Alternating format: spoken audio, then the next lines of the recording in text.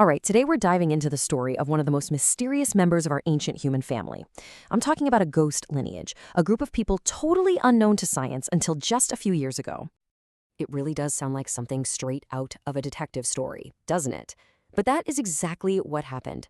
This whole incredible story starts with a single, tiny, and I mean impossibly small, clue that would completely rewrite our understanding of human history. So, our investigation kicks off in a pretty remote spot, a cave in Siberia. And it's here that a discovery was made that, well, it completely stumped scientists and opened up a brand new chapter in the human story. So, just picture it. It's 2008. Archaeologists are carefully digging through the cold, dusty floor of Denisova Cave, and they find this tiny fragment of a finger bone. It's so small you could easily miss it.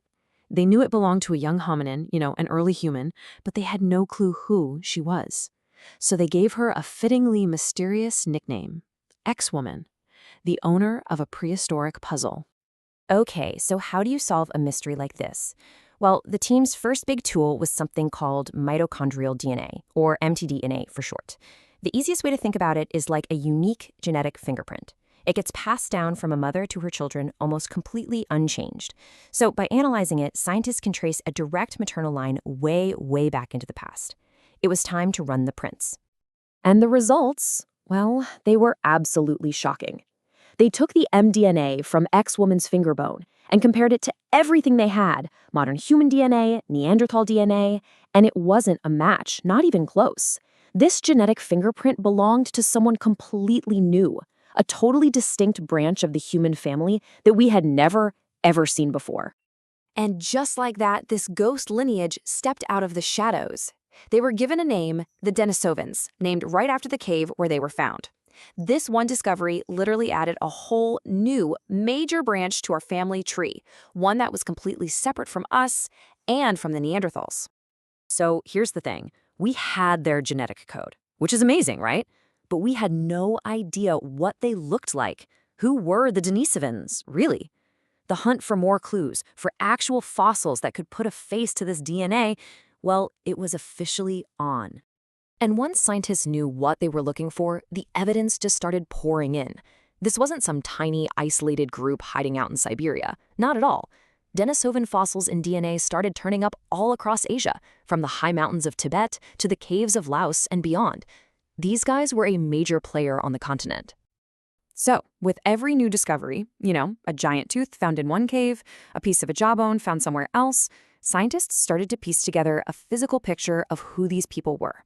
It was exactly like assembling a giant puzzle, only the pieces were scattered across thousands of miles and tens of thousands of years. So, what did this profile look like? Well, the fossil record points to a powerful, robust, almost Neanderthal-like build. Their skulls were low and long, with this really massive brow ridge and a wide, flat face. But a few things really stood out. For one, their molars were huge, way bigger than ours or even in Neanderthals. And their jaw, like other ancient humans, didn't have a chin. But maybe the most incredible piece of the puzzle, the one that really changed everything, was a skull. An almost perfectly preserved skull found in Harbin, China, that got the nickname Dragon Man. It had been in private hands for decades, but when scientists finally got to study it, wow. It gave us our best look yet at the face of a Denisovan. Now, look at that number, 1,420 cubic centimeters. That's the brain capacity of the Dragon Man skull. And what that means is it's right up there with modern humans and Neanderthals. This is so important. It tells us they were our cognitive equals. This wasn't some primitive offshoot. These were sophisticated, large-brained people. Okay, so just when we thought we were finally getting a handle on who the Denisovans were, another discovery, right back in Denisova Cave, revealed something absolutely mind-blowing. It's like a prehistoric family drama, all written in a single shard of bone. This next part of the story centers on a young girl, probably about 13 years old, who lived around 90,000 years ago. Scientists gave her the nickname Denny. And when they managed to get DNA from her tiny bone fragment, they found something that, well, nobody saw coming. The results from Denny's DNA were just unbelievable. Here's what they found. Her mother was a Neanderthal, and her father was a Denisovan. Let that sink in.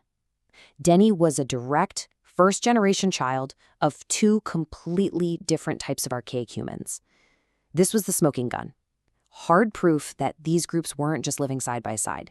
They were meeting, and they were having children together. So that neat and tidy family tree that we all learned about in school, Denny's existence just blew it to pieces. The reality was so much messier and honestly so much more interesting. It wasn't a tree at all. It was more like a complex, tangled web with different human groups splitting apart, coming back together, and mixing their genes for thousands and thousands of years. And believe it or not, the more we look, the more complex this web gets. Further analysis of the main Denisovan genome from that cave showed that about 17% of it actually came from local Neanderthals. But then there was this. About 4% of their DNA came from a totally unknown, even older human group, a super archaic lineage that split from our ancestors over 1 million years ago, a true ghost in the machine. But look, this isn't just some dusty old story about ancient history. Because the thing is, the Denisovans never really vanished. Their ghost isn't just in the past. It's right here, right now, inside many of us, written into our very DNA. Here's what happened. As our ancestors, Homo sapiens, began to move out of Africa and spread across the globe, they journeyed into Asia. And who did they meet there? The Denisovans. And just like what happened with Neanderthals in Europe, they mingled. They had kids. And that means that as modern humans continued to populate the rest of the world, they carried fragments of Denisovan DNA with them. We can still see that legacy in the DNA of people alive right now. If you look at populations in Oceania, for example, the Ayeta people in the Philippines or Melanesians, they carry the highest levels, up to 5% Denisovan DNA. It's pretty incredible. In mainland East Asia, it's a smaller amount, but it's still there, around 0.2%. And this wasn't just some random leftover DNA. We actually got some pretty amazing gifts from our Denisovan ancestors. The most famous example is a special gene variant that helps modern Tibetans live and thrive in the thin, low-oxygen air of the high plateau. That's a direct inheritance from the Denisovans. Other genes they gave us influence how body fat is stored in Inuit populations, helping with cold adaptation, and even tweak how our immune systems work. So think about it. From one tiny piece of a finger bone, we've uncovered an entire lost branch of our family. A people who spread across Asia, who literally shaped our own evolution, and who live on inside our genes today. The Denisovans aren't a ghost anymore. And it just makes you wonder, right? Who else is out there waiting to be found in our deep, complex, and incredible human story?